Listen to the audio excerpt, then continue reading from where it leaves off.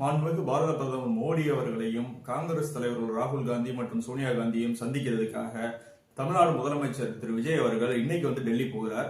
அவர்கிட்ட நம்ம ஒரு முக்கியமான விஷயத்தை நினைவுபடுத்தணும்.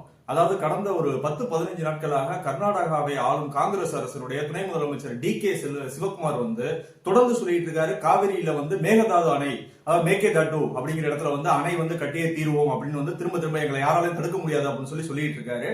அது அவர் சொல்ற கருத்து தவறு. அவர் அந்த மாதிரி அங்க ஒரு அணை கட்டப்பட்டால் அது தமிழ்நாட்டுடைய கிட்டத்தட்ட ஒரு 60-65% நிலப்பகுதியை வறண்ட பாலைவனம் ஆக்கிறோம். இது வெறும் விவசாயம் சம்பந்தப்பட்ட இது மட்டும் கிடையாது. இதை தாண்டி குடிநீர், தமிழ்நாட்டுடைய பெரும்பகுதியை குடிநீர் வர்றது காவிரி மூலமா தான் வருது. குறிப்பா 22 மாவட்டங்களுக்கான குடிநீர் ஆதாரம் காவிரி நீர் தான். அது மட்டும் இல்ல, சென்னைக்கு குடிநீர் தரக்கூடிய வீராணம் ஏரிக்கு நீர் ஆதாரமே காவிரி தான். காவிரியில இப்படி ஒரு அணை கர்நாடகாவில் கட்டப்பட்டுச்சுன்னா நிச்சயமா தமிழ்நாடு ஒரு பாலைவனம் ஆகக்கூடிய வாய்ப்புகள் தான் அதிகமா இருக்கு. இதை ஆரம்பத்தை தடுக்கணும். காவிரி பிரச்சனைங்கிறது புதுசு விஷயம் கிடையாது. 100 ஆண்டுகளுக்கு கடந்த ஒரு பெரிய பிரச்சனை. இதுல கிட்டத்தட்ட 1991 இருந்து 2016 வரைக்கும் செல்வி ஜெயலலிதா அவர்கள் மிக நீண்ட சட்ட போராட்டம் நடத்தி நம்மளுக்கு ஆதரவா ஒரு தீர்ப்பு வாங்கி கொடுத்து அதை அரசுகளையும் வெளியிட வச்சுட்டு தான் அவங்க போனாங்க.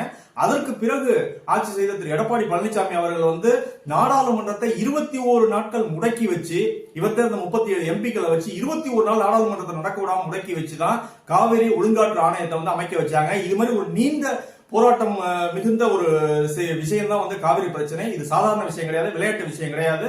இன்னைக்கு தாவேகாவுடைய முக்கியமான கூட்டணி கட்சி காங்கிரஸ். நான் உங்களுக்கு திரு முதலமைச்சர் அவர்களுக்கு நான் ஒரு பணிவான வேண்டுகோள் வைக்கிறேன்.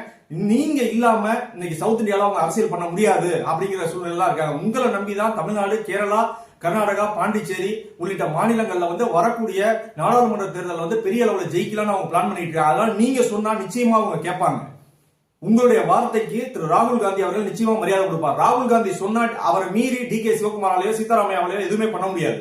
அதனால உங்கள்கிட்ட நான் கேட்கிறேன், தயவு செஞ்சு நீங்க பிரதமர்கிட்ட அரசு சார்பா ஒரு கோரிக்கை கொடுத்துருங்க.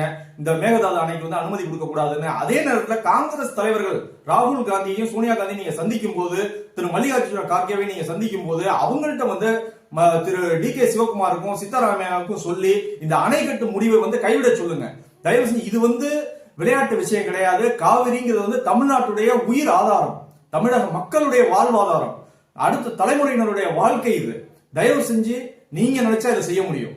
நீங்க கூட்டணியில் இருக்கீங்க, நீங்க சொன்னா அவங்க கேட்பாங்க. அதனால தயவு செஞ்சு காங்கிரஸ் தலைவர்கள்ட்ட சொல்லி இந்த மேகதாது அணை கட்டும் முடிவை கைவிட சொல்லுங்க.